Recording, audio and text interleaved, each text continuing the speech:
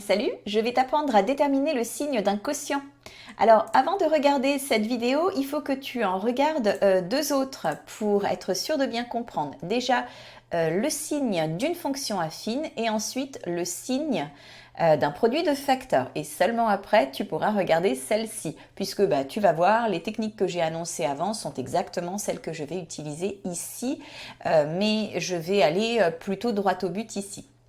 Alors voilà notre énoncé, on doit étudier le signe de ce quotient et en premier lieu, je te rappelle qu'il faut absolument que l'on vérifie les valeurs que l'on va pouvoir utiliser dans cette expression.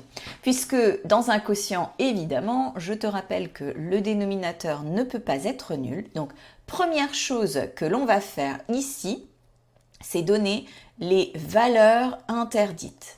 Voilà. Il peut y en avoir une, plusieurs. En tout cas, ce qui est sûr, c'est que 2 plus x doit être différent de 0. Autrement dit, x doit être différent de moins 2. Donc, il faudra bien que je vérifie à la fin que j'ai bien retiré moins 2 des solutions possibles, puisqu'il s'agit d'une valeur qui annule le dénominateur.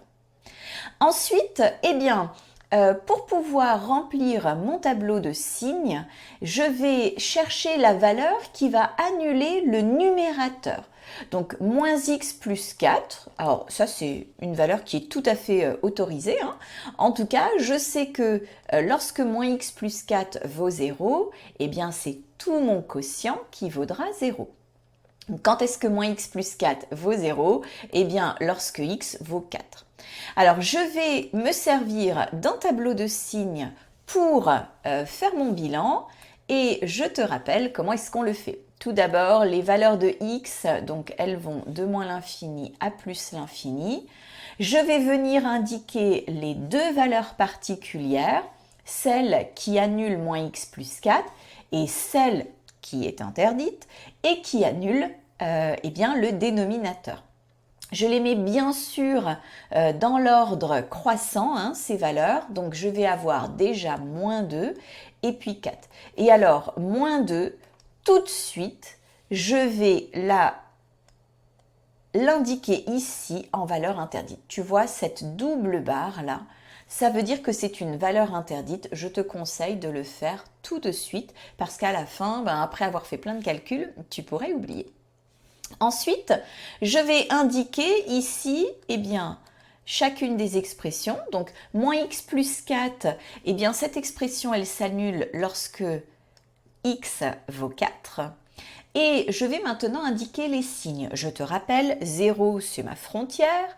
Et je vais avoir d'un côté des signes positifs et de l'autre négatifs.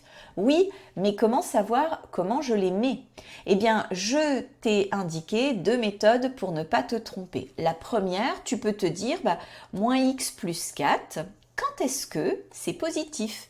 Ça veut dire quand est-ce que je mets un signe plus, si tu préfères. Donc, je vais résoudre cette inéquation et ça fait longtemps que je ne te l'ai pas montré, je vais te forcer à utiliser la règle des signes, ce que moi je ne fais jamais, évidemment, on peut s'en passer.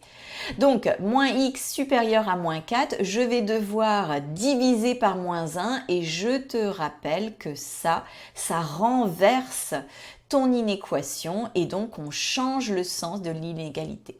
Quand est-ce que moins x plus 4 est un nombre positif lorsque x est plus petit que 4. X est plus petit que 4, ça veut dire avant 4 évidemment. Et donc j'ai bien entendu, j'ai fait le contraire, on a dit donc quand est-ce que j'ai un signe plus, c'est avant 4 et donc après j'ai bien entendu un signe moins. Ce que tu aurais pu faire aussi, et c'est un petit peu plus rapide, mais ça justifie moins les choses puisque elles vont se passer dans ta tête, mais tu vas rien écrire sur ta copie. Je te rappelle que tu peux travailler ici avec ce que tu connais des fonctions affines, puisque ça pourrait être l'expression d'une fonction affine. Ici, j'ai moins 1 qui est le coefficient directeur de cette fonction affine. Il est négatif. J'ai donc une fonction décroissante et un ordre qui est renversé.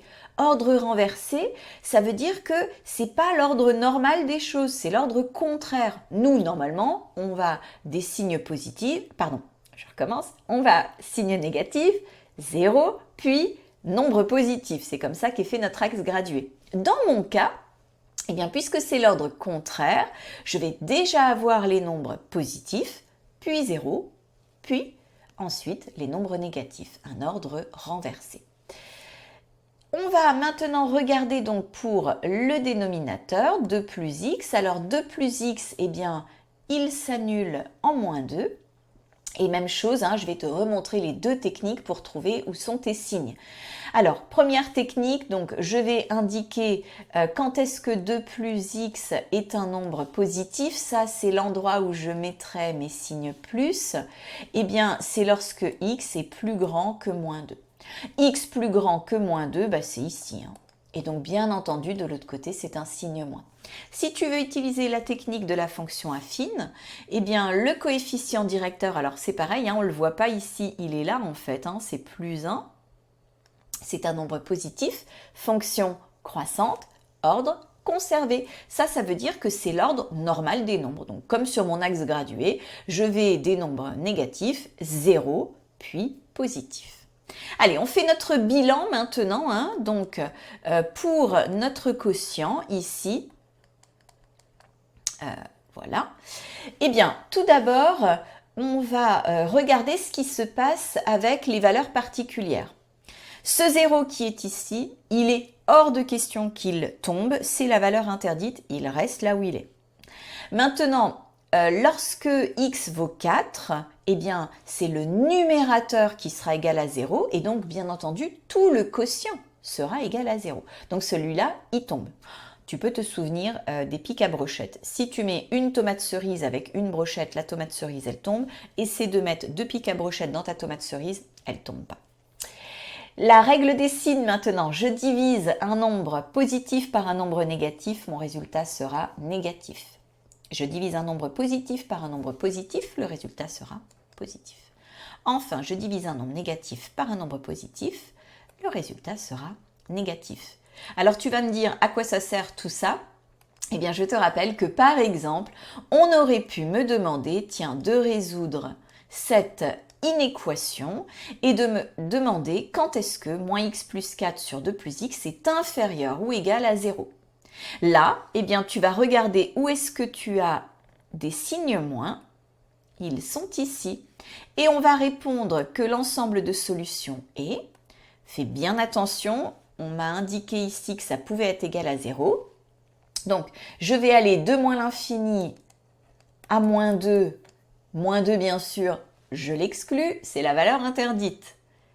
Réunion, tu te souviens, c'est le petit pont là, parce qu'il y a mon gouffre, donc c'est mon petit pont qui me permet d'aller à l'autre intervalle.